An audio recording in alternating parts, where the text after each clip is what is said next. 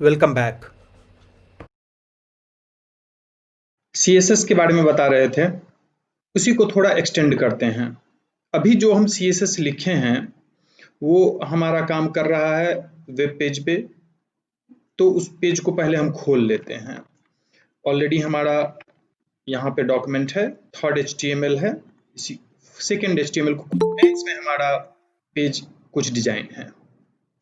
Open with Google Chrome. ये Google Chrome में खुल गया। यहाँ पे अगर हम इस पेज को प्रिंट करें तो क्या होगा? जैसा है वैसा ही प्रिंट में आएगा। कंट्रोल पी दबाएं, कंट्रोल पी से प्रिंट होता है। कंट्रोल पी से प्रिंट करते हैं। हम देख पा रहे हैं जैसा हमारा पेज डिजाइन था एज इट इज ये प्रिंट में आ गया है। इसके पीछे रीजन क्या है कि हम जो सीएसएस लिखे थे वो स्क्रीन और प्रिंट दोनों पे एप्लीकेबल है। यानी कि अगर कलर प्रिंटर हो तो एज इट इज ये कलर में प्रिंट हम ले सकते हैं। लेकिन हम इसमें थोड़ा सा चेंज करना चाहते हैं। आते हैं हम अपने डॉक्यूमेंट में और यहाँ देखें कि इस स्टाइल सीएसएस को हमने इंक्लूड किया हुआ है हम अपने सेकेंड एचटीएमएल में। ये लाइन हमने लिखा है ना। यहाँ पर अगर हम टाइप भी लिख देते हैं तो गलत नहीं है, टेक्स्ट ऑब्लिक सीएसएस जैसा कि यहाँ हम लिखते हैं। और बाय डिफॉल्ट मीडिया जो है वो स्क्रीन और प्रिंट दोनों लेता है, यानी मीडिया ऑल होता है। अब यहाँ पर हम लिख सकते हैं मीडिया, अगर ऑल लिखें तब भी सब पे इफेक्ट लेगा, नहीं लिखें तब भी सब पे इफेक्ट लेगा। अगर हम पेज पे आते हैं, रिफ्रेश करते हैं, कंट्रोल पी से प्रिंट करने की कोशिश करते हैं, जैसा पहले था वैसे ही अभी भी ये प्रिंट में दिख रहा है। वापस अपने कोड में आते हैं, मीडिया स्क्रीन हमने कर दिया, सेव करते हैं और रिफ्रेश करते हैं। पेज पे कोई चेंजेस नहीं है। प्रिंट में देखते हैं, प्रिंट में कुछ बदल गया। वैसा स्टाइल जो कि हमने इनलाइन लिखा था उसका इफेक्ट आया, लेकिन सीएसएस फाइल के अंदर जो स्टाइल था वो प्रिंट में नहीं इफेक्ट लेके आया। ठीक है, इसको स्केप करते हैं, वापस आते हैं कोड में और अब की कर देते हैं media print. By default all होता है, नहीं लिखते हैं तब भी। पेज को रिफ्रेश करते हैं, यहाँ पर सीएसएस फाइल का इफेक्ट खत्म हो चुका है। लेकिन अगर हम कंट्रोल पी से प्रिंट करना चाहें तो यहाँ पे इफेक्ट है। तो ये समझ में आ गया कि सीएसएस जो है हम एक से ज्यादा क्रिएट कर सकते हैं सीएसएस फाइल, प्रिंट के लिए अलग और स्क्रीन के लिए अलग। अगर अभी इसको कॉमन फिर से हम कर देते हैं और यहाँ पे media equal to print screen की जगह हम ऑल डाल देते हैं, स्क्रीन और प्रिंट दोनों में काम करेगा। और कुछ कंडीशन जोड़ेंगे, यहाँ पर रिफ्रेश कर लेते हैं, अभी हमारा इफेक्ट है।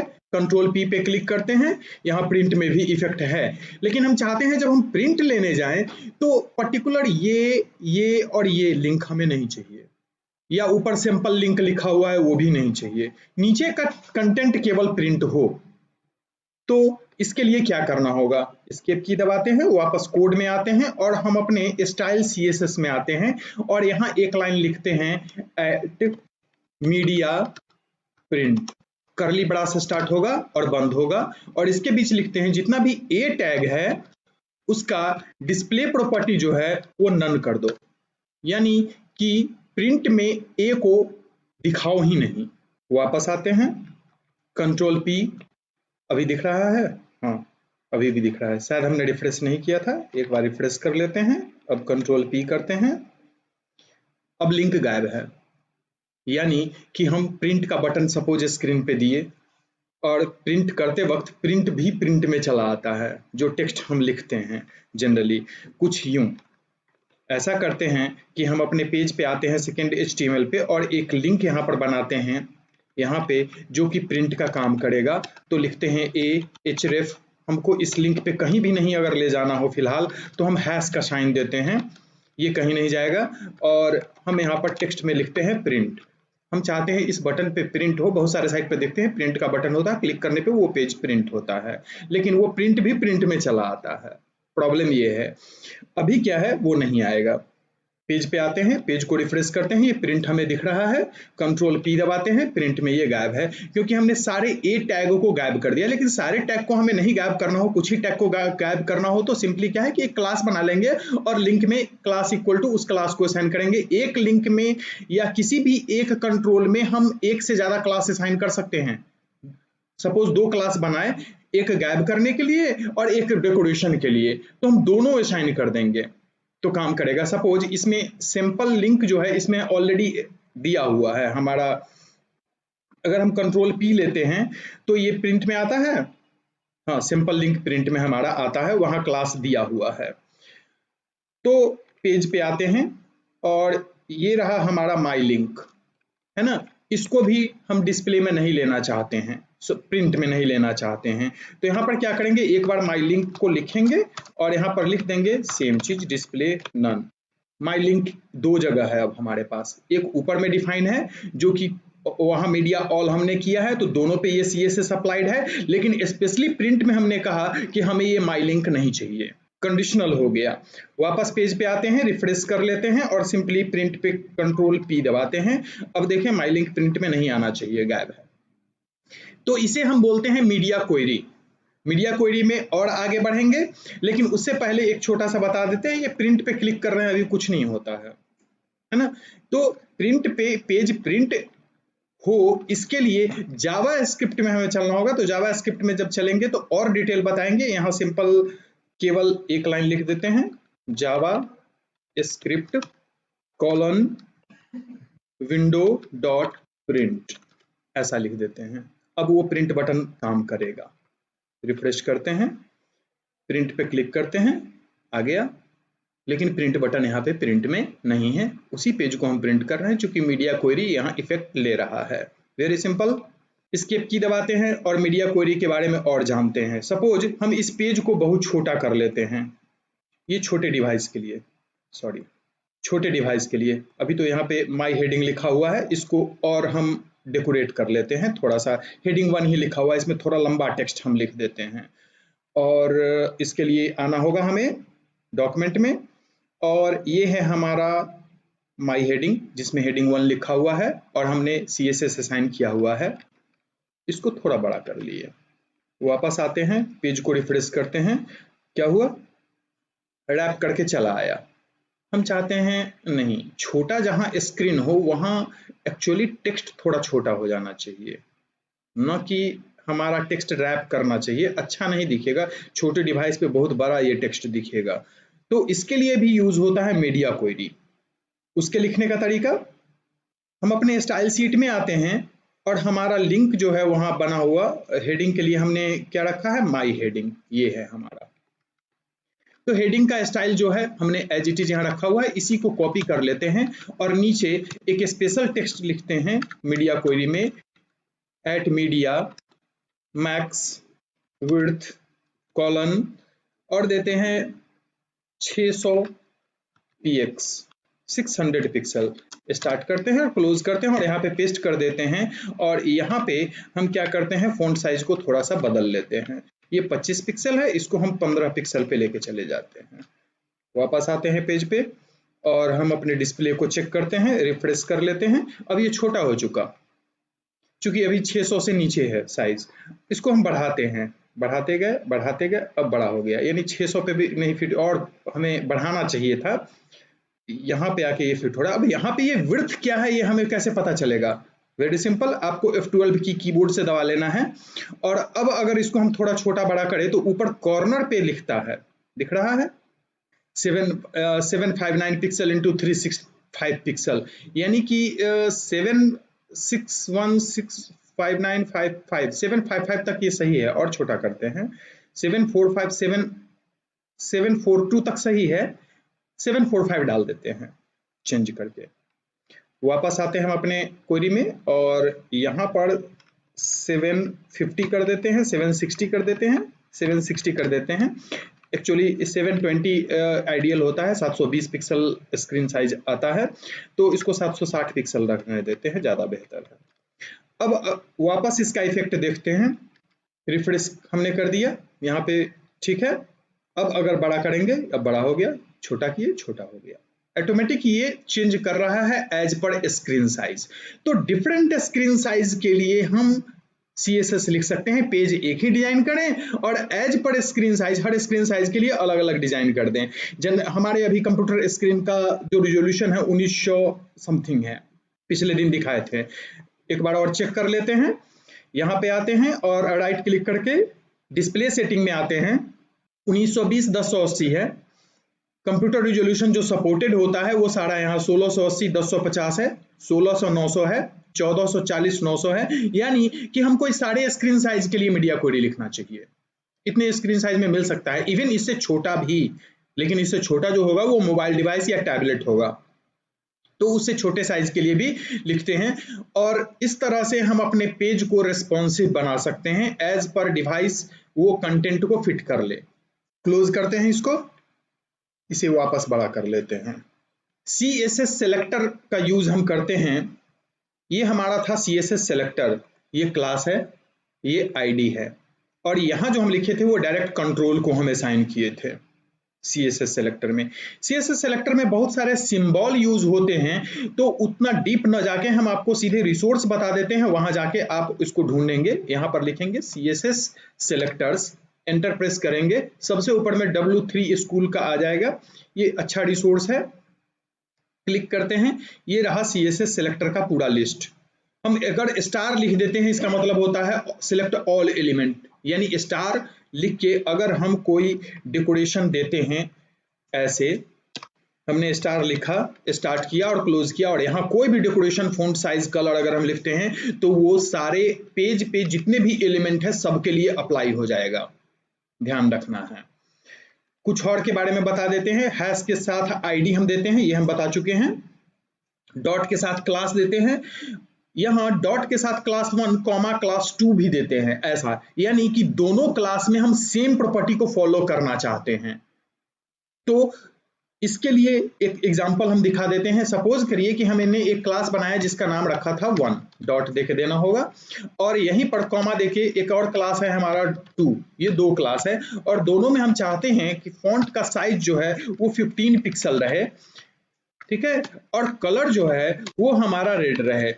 इसका मतलब है कि दोनों क्लास सेम प्रॉपर्टी को फॉलो कर रहा है, लेकिन हम 2 में कलर चेंज रखना चाहते हैं, तो स्पेशली 2 को दोबारा लिखेंगे और इसमें से ये हटा देंगे, इसकी जरूरत नहीं है क्योंकि वो ऊपर से लेके चला आएगा, और इसको हम ब्लू कर देते हैं। ऐसे लिख सकते हैं हम। 1 और 2 दोनों में font size 15 pixel, colour red होगा, लेकिन 2 को हमने नीचे लिखा है, लेकिन वो रिप्लेस हो जाएगा ब्लू कलर से। तो कोई भी रिपीटेटिव चीज जो है वो हमें दोबारा लिखने की जरूरत नहीं है। ऐसा नहीं कि क्लास 1 और क्लास 2, चूंकि दोनों में ये कॉमन था, हम एक साथ लिख सकते हैं, और ऐसी जरूरत बहुत ज्यादा होती है। वापस फिर से आते हैं सिलेक्टर में, कुछ जो इंपॉर्टेंट चीज है और बताते हैं। अगर हम लिखते हैं क्लास 1 बिना कॉमा के क्लास 2 लिखते हैं, इसका मतलब होता है select all element with name 2 that is descendant of an element with name 1। Means कोई एक कंट्रोल P है, P के अंदर हमने LI लिखा, ठीक है, तो उसको डेकोरेट करने का तरीका क्या होगा? हम लिख सकते हैं कि जो P के लिए हमने एक क्लास बनाया पारा, और लिस्ट के लिए हमने एक क्लास बनाया डॉट लिस्ट, ऐसे लिखते हैं हम, स्पेस देके दिए हैं। इसका मतलब ये होता है कि ये क्लास का इफेक्ट जो है, या यूं कहें कि हम यहाँ केवल कंट्रोल देते हैं LI, तो ये सारे LI पे अप्लाई नहीं होगा, केवल उसी LI पे अप्लाई होगा जो पैरा के अंदर है। अगर हम ये नहीं लिखते यहाँ पे तो ये सारे LI पे अप्लाई हो जाएगा, क्योंकि LI एक टैग है। सिंपल। उसी तरह P टैग को डेकोरेट कर रहे हैं तो सीधे P लिख के कर सकते हैं, लेकिन ये सारे पैराग्राफ पे अप्लाई होगा, लेकिन हम चाहते हैं नहीं, किसी खास ब्लॉक के अंदर जो P है उसी को करो। तो सपोज करें हमारा एक बना हुआ है माई लिंक, उसके अंदर अगर कोई P लिखे हैं तो उसी पर ये अप्लाई करना है, स्पेस देके लिखते हैं। सिंपल।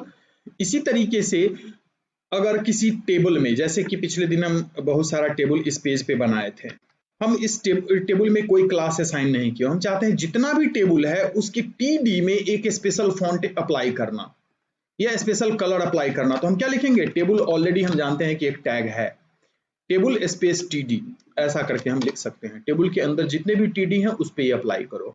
लेकिन किसी खास टेबल पे करना है तो एक नाम देना होगा और इसे क्लास बनाना होगा और इस क्लास को उस टेबल पे असाइन करना होगा। सिंपल। ऐसा है कि जब भी कोई एक टैग शुरू करते हैं तो उसके अंदर ढेर सारे टैग होते हैं। हम पैराग्राफ के अंदर लिस्ट को रख लिए, टेबल के अंदर टेबल को रख लिए, उस टेबल के अंदर फिर लिस्ट को रख लिए। ऐसा हम करते हैं जनरली। तो आगे चलते हैं। जैसे कि div के साथ हम p ऐसे ग्रेटर देन p लिखते हैं। सपोज कोई एलिमेंट दिए या कोई क्लास दिए और ग्रेटर देन देके दूसरा क्लास दे दिए। इसका मतलब क्या होता है? Select all p element where the parent is this one. जिसका पेरेंट ये है उसी p पे ये अप्लाई करो। यहाँ क्लास का नाम होगा, ये एग्जाम्पल दिया हुआ है। तो यहाँ जो भी चीजें हम देख रहे हैं उसको केवल पेज हम बता दिए हैं, आपको खुद से प्रैक्टिस करनी है। इसमें जो नहीं समझ में आएगा वो हमें बताना है। जैसे nth चाइल्ड टू यानी दूसरे चाइल्ड पे ही अप्लाई करना है। ओनली चाइल्ड जो अगर केवल वो अकेला हो चाइल्ड के रूप में तभी अप्लाई करना है। रीड ओनली हो तभी अप्लाई करना है। इनपुट वैलिड, इनपुट जो डाले हैं वो वैलिड हो तभी ये क्लास अप्लाई करना है। ये हम चेक कर सकते हैं टेक्स्ट बॉक्स में जो पिछले दिन बनाए थे इनपुट एलिमेंट में कि इनपुट टाइप कर रहा है, इनपुट अगर वैलिड है तो ये क्लास, इनवैलिड है तो ये क्लास। सपोज टाइप कर रहे हैं कुछ टाइप जैसे ईमेल में तो शुरू में रेड रहे लेकिन जैसे ही सही हो ऑटोमेटिक ग्रीन हो जाए। तो हम अलग अलग क्लास अप्लाई कर सकते हैं। इसको खुद से एक्सपेरिमेंट करना है, केवल हम तरीका यहाँ पर बता दिए हैं। तो ये था CSS सेलेक्टर। नेक्स्ट कुछ और टैग के बारे में बताने जा रहे हैं। इसके लिए थर्ड HTML छोड़ देते हैं, एक नया HTML फाइल बना लेते हैं, फोर्थ HTML, और इस पे क्लिक करते हैं और यहाँ लिखते हैं fourth.html और जो बेसिक HTML टैग है उसको हम लिख लें। HTML लिखना है, उसके अंदर हेड है, हेड के अंदर टाइटल है और नीचे बॉडी होता है। That's all. अब यहाँ पर कुछ टैग एक दो जो नहीं बताए थे उसमें आता है div। सिंपल div जो है क्या एक बाउंडेड एरिया हमें देता है, ये कोई अंतर नहीं लाएगा। यहाँ हम लिखते हैं दिस इज div टैग, कुछ नहीं होगा। फोर्थ HTML को डिस्प्ले कराना है, इसको बंद कर देते हैं और फोर्थ HTML यहाँ पे है, इसको डबल क्लिक से खोल लेते हैं। सिंपल, जैसे हम टेक्स्ट लिखते थे वैसे ही है, div ने कोई चमत्कार नहीं दिखाया। उसी तरह से एक और टैग होता है span। ये सिर्फ एक बाउंडेड एरिया प्रोवाइड करता है और कुछ नहीं। दिस इज स्पैन, कोई चेंज नहीं होगा, एज इट इज जो हमने लिखा है वो दिखेगा। बस ये है कि div जो है अलग अपना एक ब्लॉक ले लिया है, स्पैन उसके नीचे आया है। ऐसा करते हैं हम span 2 लिख देते हैं। This is second span. अब इफेक्ट देखते हैं, रिफ्रेश करें तो देखिए कि div अपना स्पेस लिया है, स्पैन अपना अलग से लाइन नहीं लिया है। केवल इतना ही अंतर है, लेकिन दोनों को हम सेम वे में यूज कर सकते हैं, सेम पर्पस पे यूज कर सकते हैं। हमारी मर्जी div यूज करें या स्पैन यूज करें। अब बात यह आती है कि जैसे हम सबको डेकोरेट करते हैं, div और स्पैन को भी डेकोरेट कर सकते हैं और उसके लिए हम इनलाइन CSS ही फिलहाल यहाँ लिख रहे हैं। तो सिंपली लिखेंगे style type text oblique CSS और इसके बीच हम कोई भी डेकोरेशन दे सकते हैं। नाम देते हैं माई div, स्टार्ट करते हैं और क्लोज कर देते हैं। हम इसका डिस्प्ले स्टाइल रखना चाहते हैं ब्लॉक।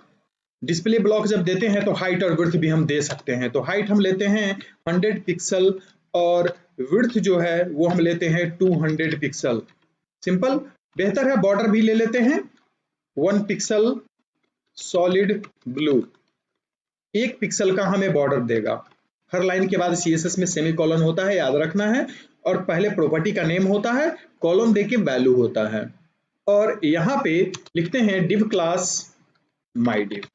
पेज पे आकर रिफ्रेश करते हैं, ये हमारा div बन चुका है। लेकिन ऐसा हम पैराग्राफ में भी कर सकते थे, कोई बड़ी बात नहीं है।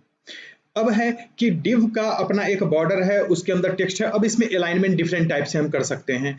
सिंपली एक लाइन हम यहाँ लिखते हैं मार्जिन ऑटो, कोई मार्जिन हमने मैनुअली डिफाइन नहीं किया। ये क्या करेगा, ऑटोमेटिक div को सेंटर में ले आया।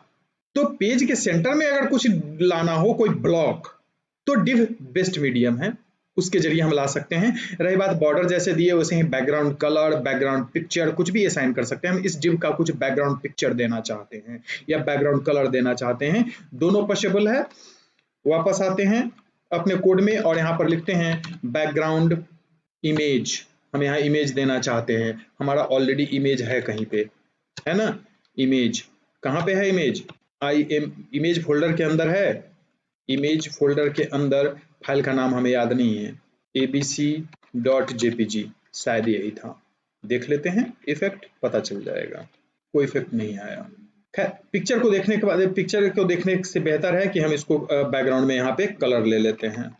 तो बैकग्राउंड में यहाँ पे कलर ही दे देते हैं, यहाँ कलर असाइन कर देते हैं, बैकग्राउंड कलर और ब्राउन ले लेते हैं। यहाँ पर इसको हम दे दिए। अब इसको भी हम चाहें कि लिंक की तरह की माउस ओवर करें तो इसका बैकग्राउंड कलर चेंज हो या फॉन्ट चेंज हो, बॉर्डर रेडियस असाइन कर दें, ये सारा चीज एज इट इज काम करेगा। यही चीज ऐसा करते हैं कि हम स्पैन के साथ भी लेते हैं, और उसको करने के लिए सिंपल हमको ये करना होगा कि जो क्लास हमने डिव में असाइन किया है वही क्लास हमें स्पैन में असाइन करना है। यानी सिंपली इसको कॉपी करते हैं और दोनों स्पैन पे पेस्ट कर देते हैं।